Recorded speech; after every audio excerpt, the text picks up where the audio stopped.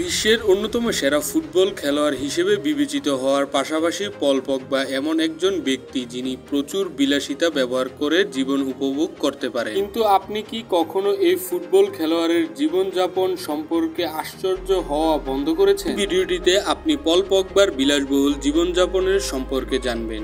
আশা করব সম্পূর্ণ ভিডিওটি স্কিপ না করে দেখবেন। চলুন শুরু করা যাক। 1999 সালে ফ্রান্সের লেগ সুরমা পল আবেল পগবা, যিনি কেবল পগবা নামে পরিচিত, তিনি জন্মগ্রহণ করেন। ফুটবলের প্রতি তার আবেগ শৈশব থেকেই শুরু হয়েছিল। আজকের এই বিশ্ব খেলোয়াড় পল পগবা ছোটবেলা থেকেই কঠোর পরিশ্রম আর মনোযোগের ফলে এই পর্যন্ত পৌঁছেছেন। ছোটবেলা থেকেই স্থানীয় বিভিন্ন ক্লাবে খেলে এসেছেন তিনি, কিন্তু তিনি সফলতা পেয়েছেন ম্যানচেস্টার ইউনাইটেডে খেলে। ম্যানচেস্টার ইউনাইটেড অনেক বড় একটি ক্লাব, সেখানে সময়ে তার সম্পূর্ণ ফুটবল খেলার দক্ষতা দেখাতে পারেননি তিনি, এবং তার চুক্তি পুনর্বিকরণ না করে পল পগবা জুভেন্টাসের সাথে একটি নতুন চুক্তি করেছিলেন। সেখানে তিনি সত্যিই তার সমস্ত প্রতিভা বিশ্ব দেখাতে পেরেছেন। ইতালিয়ান ক্লাবটিকে বেশ কয়েকটি শিরোপা জিতাতে সাহায্য করার পর তার বৈশিষ্ট্য এমন ছিল যে 2016-এ ম্যানচেস্টার ইউনাইটেড ফিরিয়ে আনার সিদ্ধান্ত নেয়। প্রিয়া হয়ে যান তাকে দলে ফেরাতে, তাই ওই সময়ে সবচেয়ে বেশি টাকা দিয়ে তাকে দলে ফিরিয়ে নিয়ে আসে, আর টাকার পরিমাণ ছিল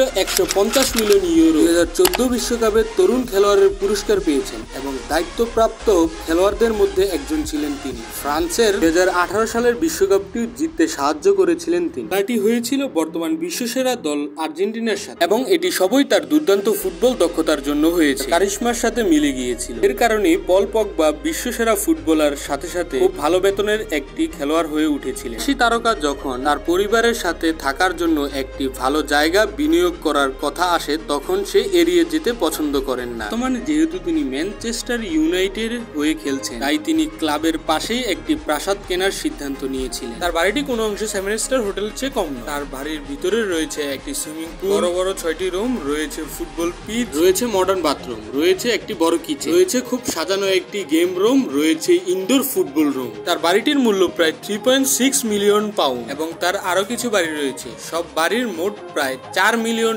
খরচ করেছেন তিনি। এবার চলুন দেখে নেই তার লাক্সারিয়াস গাড়িগুলোর কালেকশন। প্রথমেই রয়েছে ভেকোয়াগেট আইডি থিম ম্যাক্স, যার মূল্য প্রায় $45,000। আরো রয়েছে মার্সিডিজ GLA 250, যার মূল্য প্রায় $50,000। আরো রয়েছে $60,000 সোব্রেড ক্যামারো। আরো রয়েছে ওডি RX, যার মূল্য $1,10,000। আরো রয়েছে মার্সিডিজ GLS, যার মূল্য $1,30,000। আরো রয়েছে ফেরারি 48 GTV, যার মূল্য প্রায় $2,60,000। আরো রয়েছে রোজ রয়েস, যার মূল্য $3,50,000। ল্যাম্বরগিনি অ্যাভেন্টেটর, যার মূল্য $4,50,000। আরো রয়েছে ম্যাকলোন P1, যার মূল্য প্রায় $1 মিলিয়ন।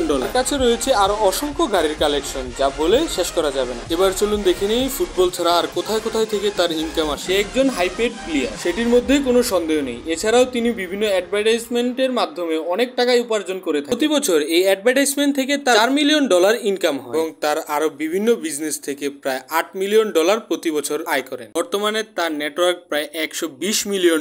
আজকে এই পর্যন্তই। আশা করব আমার ভিডিওটি ভালো লেগেছে। ভিডিওটি ভালো লেগে থাকলে ভিডিওটিতে একটি লাইক করবেন, চ্যানেলটিকে সাবস্ক্রাইব করবেন এবং আমাদের পাশে থাকবেন। Thank you so much for watching the video. I will catch you in next video.